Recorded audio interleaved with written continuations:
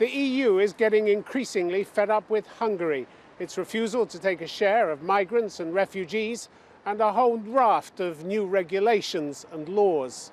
My guest here in Budapest is Zoltan Kovacs, the Prime Minister's international spokesman. How long is his government going to keep playing the bad boy in Brussels?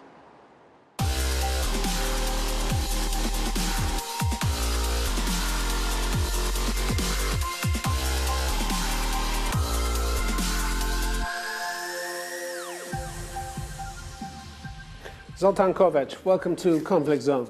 Thank you. You're escalating rows with the EU and other bodies. You seem determined to take this to a major rift. Why? We've used two words here, escalating I've used and rift. Yes, which two. I don't think are appropriate here because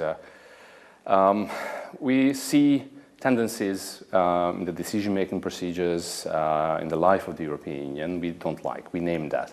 That's been our policy making for the past 7 years. There are major bones of contention, aren't there? Yes, but the only way, in our belief, and that's our experience, to sort out real problems is to name them. And that is, talk about them in a frank manner, in a way that can ensure that at the end of the discussion, if you like a debate, a fierce debate at times, the solution is there. It sounds very reasonable the way you're discussing it, but actually it's not getting any better, is it? And you yourself have said the fight is just at the beginning. The fight or the debate, as you called it. There are issues and topics in which we are going to be unrelenting. So you're prepared for a major rift? If we have to fight it, we are going to go for it. One lesson we've learned for the past 7 years, not necessarily in the field or by the topic of illegal migration, which is in the focus for the past 2-3 years, economic matters, our own constitution, it was worth taking the fight because at the end of the day it turned out that we were right, and though we don't like to be vindicated, that's not very wise if you are a politician or if you run a country, still that's a lesson we have learned for the past 7 years. The EU Commission has launched infringement proceedings against Hungary, treatment of migrants and refugees. They don't like your March 2017 asylum law, restrictions on civil society organizations, legal reforms, the dominance of, as they put it, of pro-government media. These are serious issues, aren't they? And they're not getting any better. We've seen so many topics, so many charges rather, against Hungary for the past 7 years that, again, this is nothing new. So we go for them because... So you don't take them seriously? We do. I mean, how can you take it more serious than you go for a legal debate? Because at the end of the day, it's going to be sorted out legally. You went to the European Court of Justice? Yes. And they turned you down?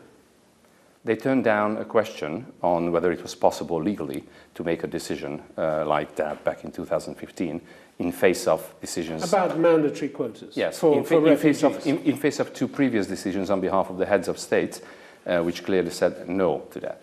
Now, we face a problem here. We acknowledge the decision because apparently legally it was possible to do so, but immediately we face a very serious political and yet again legal problem.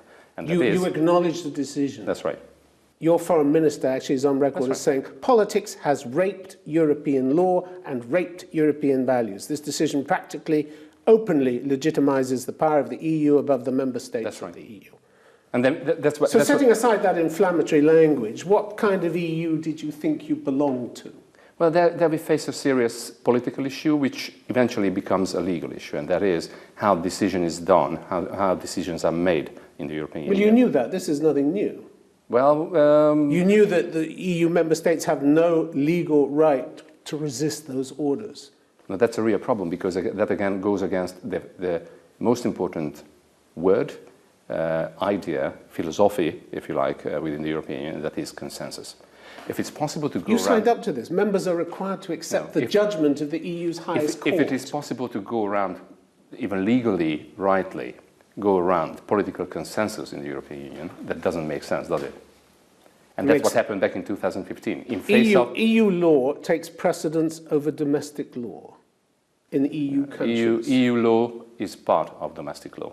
Yeah, you have to involve, you have to inculcate it into your laws. If you wanted to engage in a legal debate, we all know that EU law is a particular law, as it is being called. It's not international law. It is, if it's right and lawful, it is incorporated into the member states' legal system. Now that's where we face a problem, because for the past 7 years, even more, we face a tendency, and that is the stealth mode of decision making, and the formulation and understanding of legal possibilities in the European Union's decision-making process that is tending to override what is in the treaty.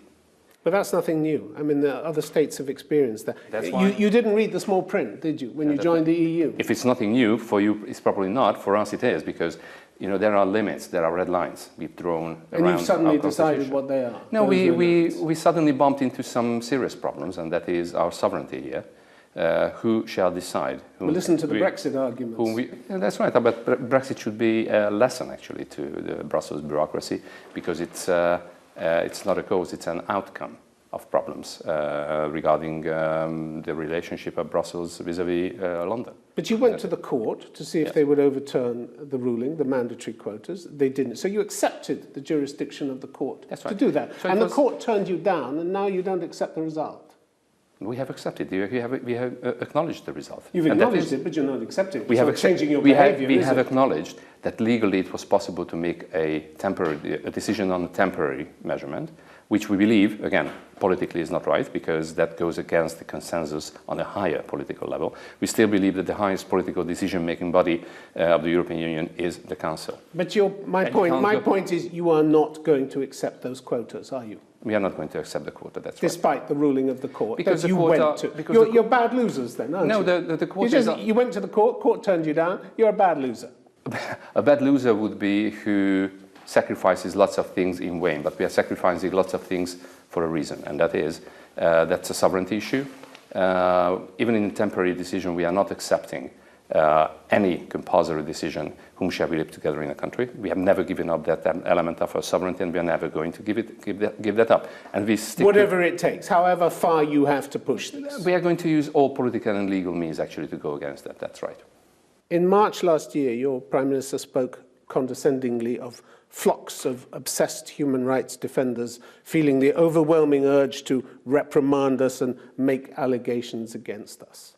Yeah, that's been the case for the past couple of years, that's right. You join a club, you sign up to various commitments, they're going to review your progress. That's the point of joining the club. Why complain about it now? I'm trying to... Everybody comes under periodic review. But I'm trying to make this discussion into something reasonable. It's our vision of how, say, human rights, how the soft elements of cooperation in the European Union, rule of law, constitutional issues, are based on principle. And but you don't like being held to account, do you? No, that's not the case.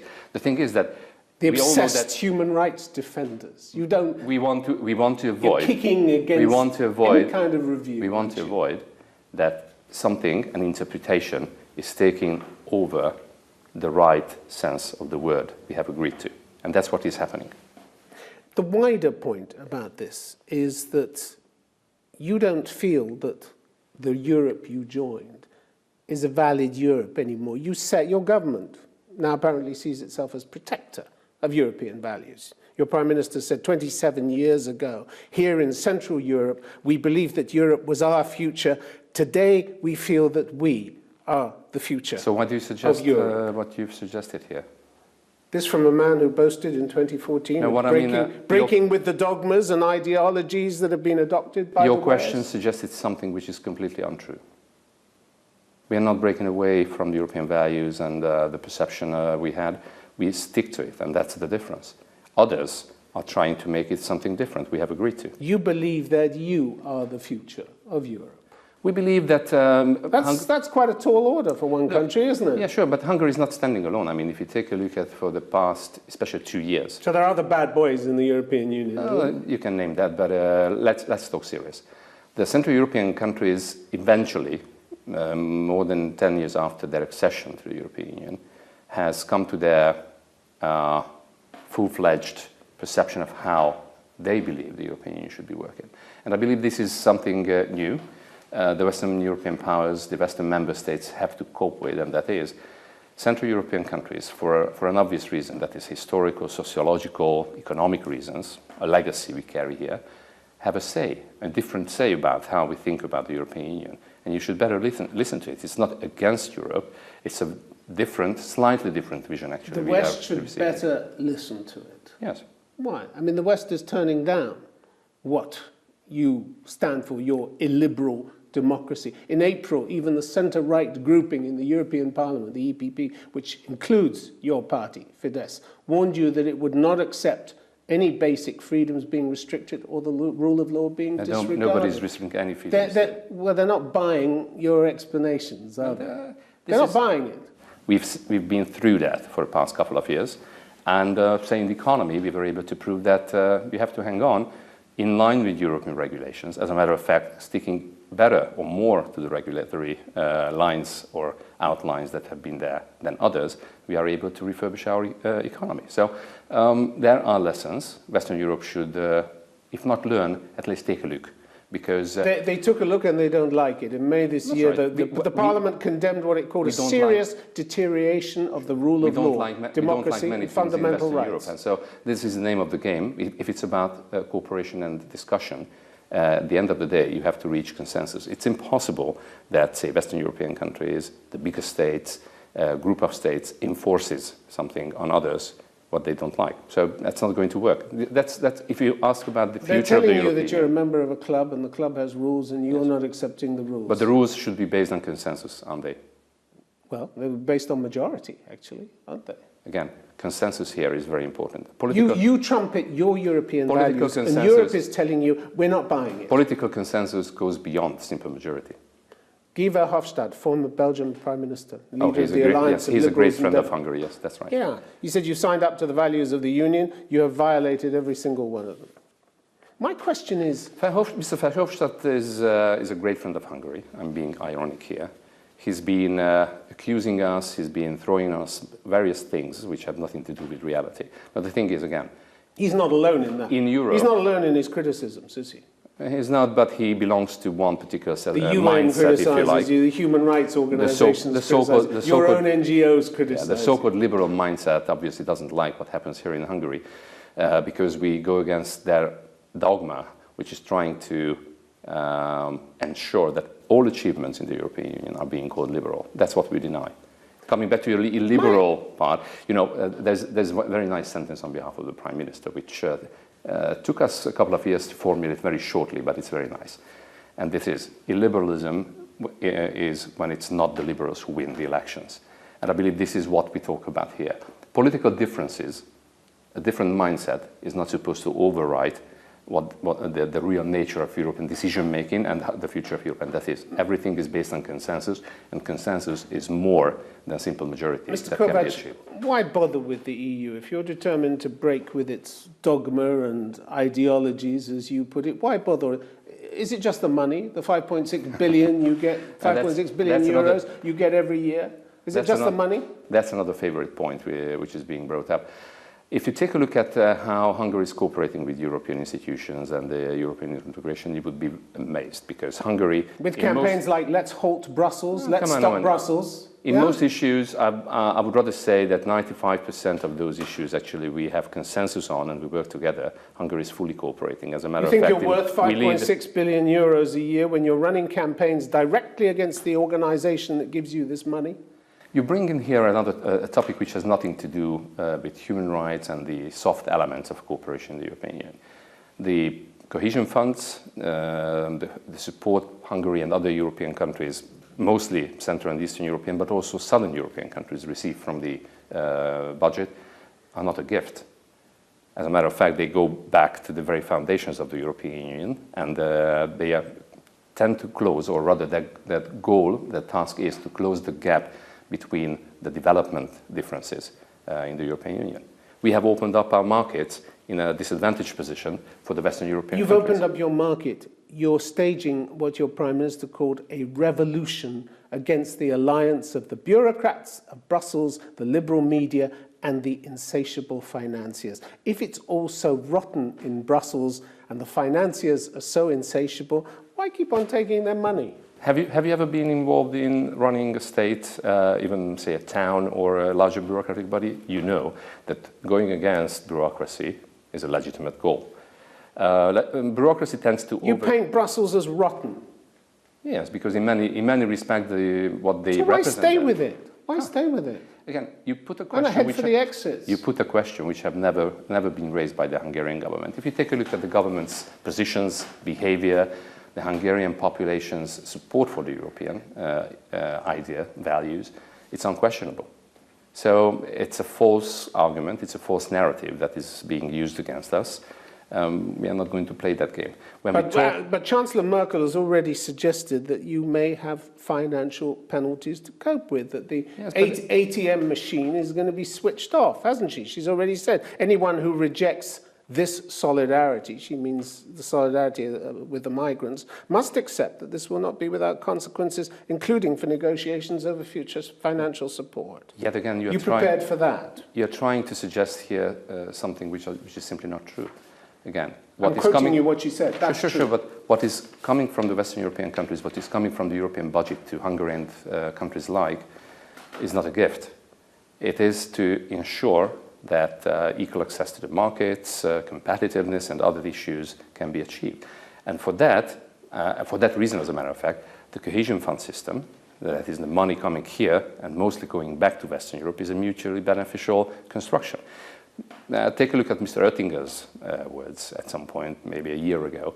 He was very clear about the beneficial nature of the cohesion funds. But you've got people in your party that money is going back to the Western European countries. There are people even in your party who seem to want to head for the exit. But a man called Zoltan Kovacs, probably didn't pronounce his name correctly. He said in July on a local TV station here, if the EU continues along its current path, then we have to leave the Union, leave this whole scalding pigsty, as he put it. We need to get the hell out, we have to close our borders and let the rest of them rot. Okay, Mr. Bayer is not a member of the government. Well, he's a co-founder of your party. Sure, but he can have co-founder of your Fidesz party. Again, he's probably not alone, is he? If you're trying to put up here a completely misleading and false narrative, and you won't accept... That's not a false quote, by the way. No, but you won't accept that there are legitimate claims, legitimate issues on which we have to talk differently, especially in the light of what happened with the European Union for the past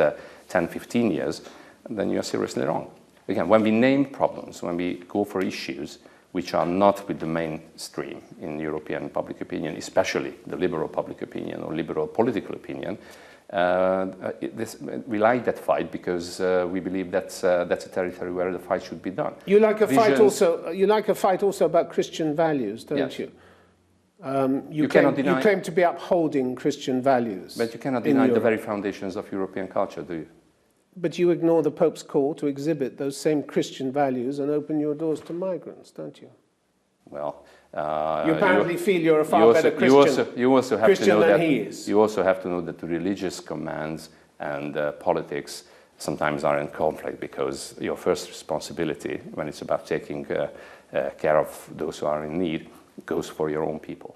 That sounds good, but at the same time, you know, he is a leader of hundreds of millions, again, when we talk about religious leader of hundreds of millions of people, and you're a state in Central Europe, but you think you know better about religious values and what Christian values are than he does. Yeah, but we don't talk Which is an extraordinary position to be in, isn't it? We don't talk about religion proper here.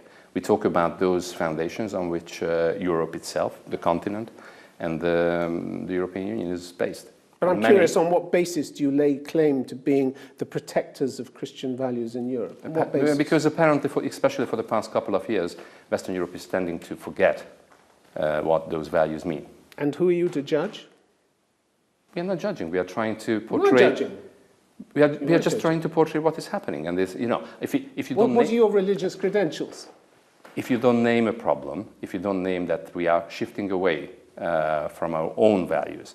And giving up your own values doesn't mean anything good, actually, for the future of the European continent, especially for the European Union. If you take a look at the predecessors, the founding fathers, if you like, of European politicians, they firmly believed that Europe should be based on Christianity, if not religious, proper religious terms, but certainly culturally. And if you shift away from that, it's going to cause very serious problems. Look around the globe. Look around the globe. Nobody's playing that game. But there's a disconnect. You're claiming to protect Christian values. Yes. At the same time, your authorities are accused of illegal action, including denying entry to, arresting, summarily rejecting and returning refugees, using disproportionate force on migrants and refugees, as well as reportedly assaulting journalists. And yet, there you are, standing up, claiming Christian values. As I see, we do have here a serious linguistic problem as well, because you stick to the word refugees, and we stick to the reality that this is not a refugee crisis we are facing. Refugees and migrants, then. These are migrants, asylum seekers, who are part of a larger intercontinental mass migration wave. And we stand here unprepared. Our old tools and methods are not working. And as a matter of fact, we are defenseless in face of what is happening. So the first imperative... Defenseless in the face of 1,200 people that the EU wants to send. Well, defenseless in the face of 2 million who came the past 2 years. Mr. Kovacs, one of the other big bones of contention between Hungary and the EU involves the Central European University, which has been founded by the Hungarian-born philanthropist George Soros. It's operated here for the last 25 years. You're even a graduate of it yourself. That's right. You've got a PhD in history. Your Prime Minister has called the university a fraud and accused it of cheating. Did you go to a university that cheats? Well, I've attended a university which has provided high-value educational support for many Hungarians and many Central Europeans. But we are talking about now, for the past almost year, is not about that. It's about regulations. Which you've just changed. To which Central European University and 27 others were not coming up. So when we change regulations, this is a rule of law, that's what you claim that Hungary should be, there can be no exceptions. But the real issue is not the regulations, is it? The real issue is that it was founded by George Soros, against whom your Prime Minister has a personal vendetta, doesn't he? This is a man who's talked about the Soros plan. Indeed, this is very interesting. An action plan that describes exactly how disobedient, non-immigrant Central European countries should be transformed into immigrant countries. Indeed, Mr. Soros has got under your Prime Minister's skin, hasn't he? Indeed, this is a very interesting discussion, because your questions and accusations seem to be reflecting reality, which is not the case. Mr. Soros named himself as a political actor, Europe-wide, but also domestically in Hungary. In a number of previous interviews, as a matter of fact, going back to 2015, they claimed to become a political actor in this country. And if he wanted to become a political actor... He has views. He has views. But he hasn't got a democratic mandate for it. But it's not about technicalities of the university. It's about him. It's not a technicality. The reason you're cracking down on the Central European University is because it's him. You seriously believe that it's a technicality that you need a democratic mandate to become a political actor? But your Minister of Human Capacities let the cat out of the bag, Zoltan Kovacs. He said, the existence of a strong, autonomous and internationally recognized university is in Hungary's interest, but it's not in our interest to have players in the background who are conspiring against the democratically elected government. So it's all about Soros, isn't it? That's right, that's what it's all about Soros. It's not about the university or its regulations or its laws. It's about him. When an institutional network or elements of it are being used for political purposes without a democratic mandate, we face a serious problem here. Mr. Soros has never been given a democratic mandate. Many of those who work in those frameworks and networks actually he's running, his money is running, have never been given a democratic mandate to represent what they represent. As a matter of fact, they do not simply represent what they do, they go for it. They try to push this through. But the idea that he's trying to push you to accept migrants. Yes. This is a man who wrote, the EU cannot coerce member states to accept refugees they do not want, or refugees to go where they are not wanted. He actually supports your opinion. He's not trying to coerce you to become anything at all, as well you know. Or didn't you read that article? Mr. Soros has written many things. As a matter of fact, in most of his writings, it's a completely different picture of what you see emerging. And that is going back to 2015.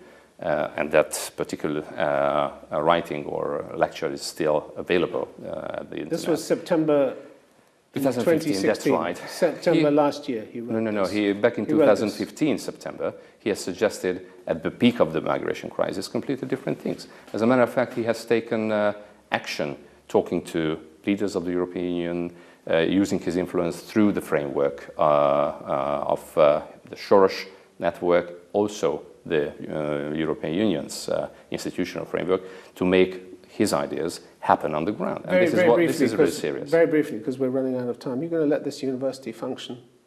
If they come up to the expectations, yes, of course. So you're digging in your heels on that? Look, again, you expect Hungary work as a rule of law. If there are rules, everybody should come up to them. And if other universities, including American universities, are able to come up, then it's a question of willingness rather than capability. Zoltan Kovacs, good to have you on Conflict Zone. Thank you. Thank you very much.